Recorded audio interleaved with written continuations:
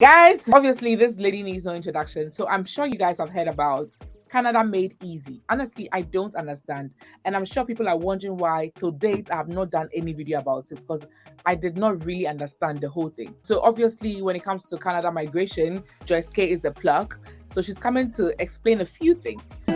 Stop that. So Joyce, we know that in the last couple of months, there was news circulating that now, if you're from some 7 countries and then you're a nurse and you want to migrate to Canada, now you don't need to write Nclex, you don't need to write Ielts, you can just pack your bags and go. First of all, how true is that? How easy has the pathway become? And if there's anything that people should know, because it looks like the news sounded too good to be true. Is it really too good to be true? Like, what's happening? Thank you so much, Nanel, and thank you again for having me here. It's been a while, but I thank God that I'm back. Thank you, guys. My name is Joyce. Joyce K, Nurse Canada. I have a YouTube channel by these names. Please go and check me out. And I come from Kenya, but currently I live in Canada, and I'm a nurse. And what I do is to give people content for Canada immigration. Any information that I share here could not be legal advice, but in case you need legal advice, you can always find a lawyer. So what we are saying about nurses is that for sure, before these new temporary pathways, it was very, very hard for the nurses to come to Canada. During our time, I normally tell people that it took me so many years, actually for my evaluation alone, for me to get credential assessed from Kenya. It got me 3.5 years, actually almost 4 years, before they assessed me. And you know, that is something that is supposed to take 7 days, maximum 7 days, but it took me 3.5 years. It's still the same. If you have to use NNAS, which is National Nursing Assessment Service. What is it? You're supposed to do your credential assessment. Your credential assessment means your certificate and your transcript from your home country, so that now they can compare that with Canadian education. So they'll say either is comparable, not comparable, or somehow comparable, which does not make sense to me. And after they do that, that report would be sent now to the province where you want to practice as a nurse. Canada has 13 provinces, and each one of those 13 provinces, they have different nursing councils. You know, like the way back home, we have got only one nursing council for the entire country. The whole country. Yes. Here in Canada, each province has got their own nursing council. And the worst about it is that each province, there's no province that shares their ways of licensing nurses with the other. So if you get a license in Ontario and you want to go and practice in Alberta, it would mean that you still have to go and do the process for Alberta. That is what makes it so hard. So once you finish with this NNS, you are supposed now to move again to your province, and then you follow the conditions of the province, which includes doing the registration exam, which is, we know, is Nclex for the people that have a degree, and for the people that have a diploma, they would do CPRNE. And this one for diploma is different for all the provinces. Then you'd also do another one called jurisprudence exam, which is for them to see whether you understand the rules and regulations that govern nurses in Canada. And then, of course, the criminal check, background, and then, of course, your Ielts. That was so hard. But now, some provinces are just tired because after COVID, there's crisis. There are no nurses here because of COVID-19.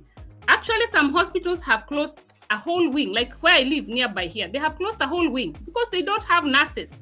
And now, because of that, some provinces have now started boycotting this NNS. And they're saying that we have, you know, NNS is based in the US. Okay. It's actually based in Philadelphia, US, where CGFNS is. Okay. And now they're saying we have got our own regulatory bodies. We have got WES, which is World Evaluation Service. It's our own. It's for Canada. We have got ICES. We have got CES. We have got ICAS.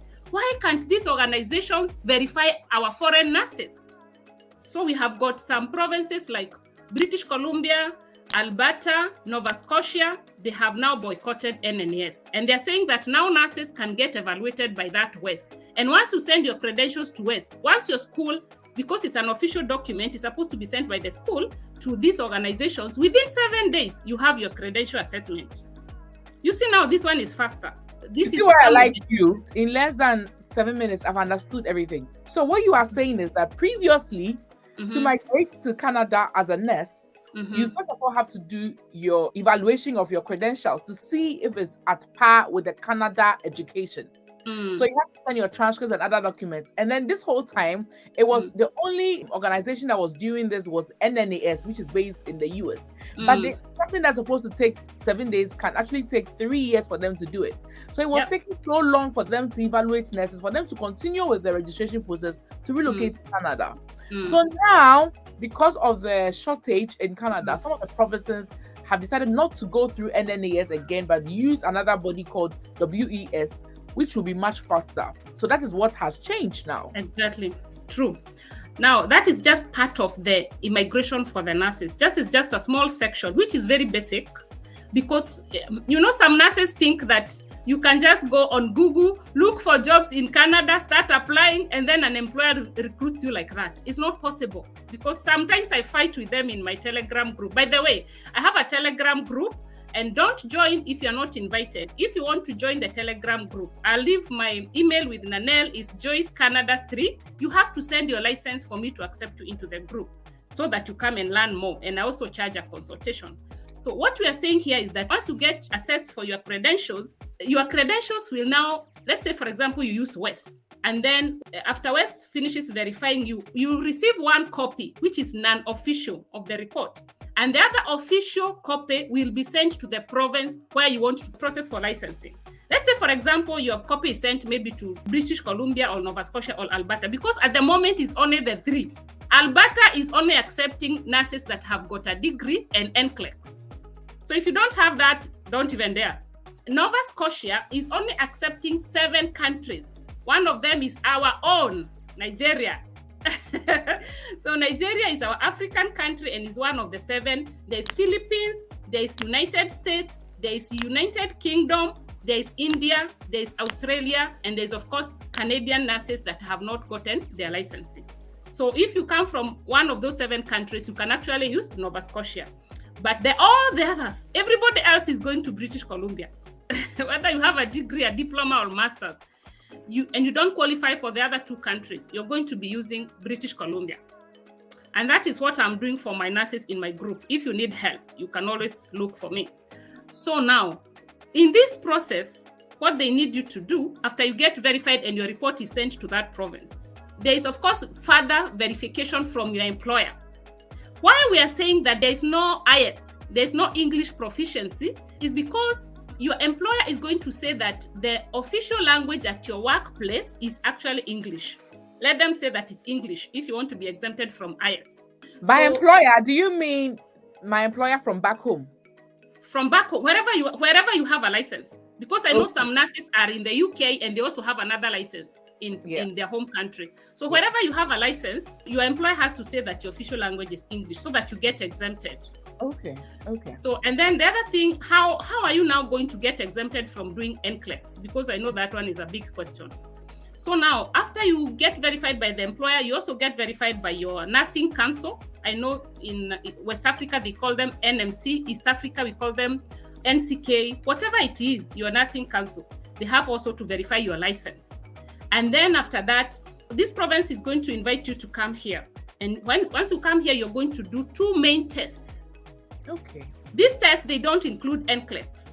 Okay. So they are going to allow you to do computer-based tests and another one called simulation test. It's actually a practical test. Okay. And this one will be given to you depending with what kind of a CV you gave them. If you told them that you work in medical surgery, if you told them that you work in operational theater, whatever, they're going to give you a test based on your CV to test your experience. Okay. Those are the only tests you're doing. So it means that you're not going to do a registration exam. And that is why now you're going to get a temporary license. Temporary license means you have not done your registration exam and you're not a Canadian permanent resident or citizen. Because remember, for any licensing, any regulated career, you have to be a Canadian permanent resident for you to get a full license. But now, because they're in crisis, they're giving you a temporary license to allow you to work for 1 year full-time for the government, so that now you qualify for permanent resident. Actually, they're just buying time so that they can allow you to become a permanent resident. Because remember, under express entry, we have got that class called Canada Experience class. So under this Canada Experience class, it means that you must have worked in Canada full-time for 1 year. And that one will qualify you to get permanent resident, which is now going to be one of the qualifying factors of you getting the full license, together now with your registration exams, which is Nclex, part of it. So if you have Nclex and you have permanent resident, you now get your full license after 1 year, and that's it. So how are you going to be working in this 1 year? What is the immigration pathway? Because this was licensing that I was talking about. When it comes to immigration, initially you're going to come to Canada under a visitor visa, which is visitor visa / business visa. Okay, so once you come, within 2 weeks, 2 to 6 weeks, you're supposed to convert this visitor visa into work permit, which is possible after you get a job offer. They're actually going to offer you with a job. Once you get this job offer, you convert it to work permit. Remember, in Canada, you can actually convert a visitor visa to work permit. It's available until 2025. I'm not sure whether it's going to be extended. February 2025. And now once you get this work permit, you'll be able to work now for this 1 year as you buy time to become a permanent resident. What I encourage my nurses is that after this 1 year and you have not managed to pass your Nclex, you will become a Canadian permanent resident. So it doesn't matter whether you passed your Nclex. You can even change your career and go and do business. You can even decide to go back to school. So what? So, I mean, what you should be thinking about right now is how to become a permanent resident. We know like places like UK, Nanel can tell us, it's not easy to get this permanent resident. So your target and why you're sacrificing all this is so that you become a permanent resident after 1 year. And then after this, you can now do whatever you want with it. After this one, another 3 years, you'll be a Canadian citizen. You know all the benefits that comes with Canadian citizenship. So that's what you look up to. So if I get you right, let's say I want to go through British Columbia. So after I do the evaluation with Wes, then they'll send my documents to that nursing council.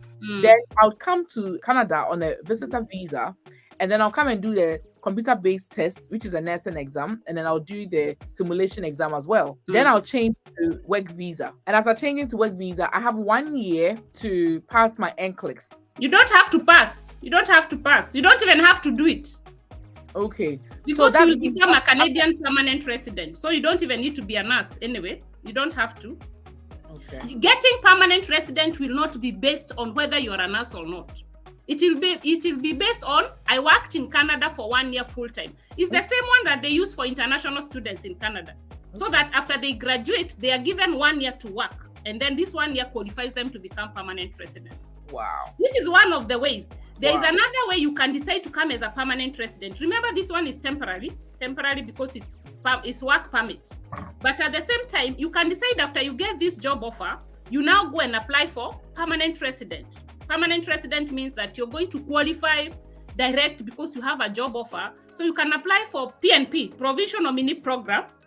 You can also decide to apply for express entry or any like rural and northern immigration pilot. These are permanent pathways whereby you come from your home country holding your permanent residency like this.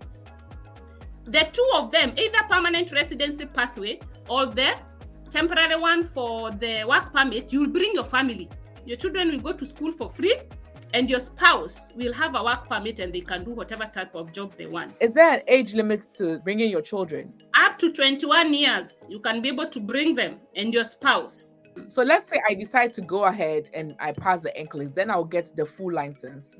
So of course, now if you come to Canada now with if you have already maybe done Nclex through United States, because a lot of nurses have already done their Nclex.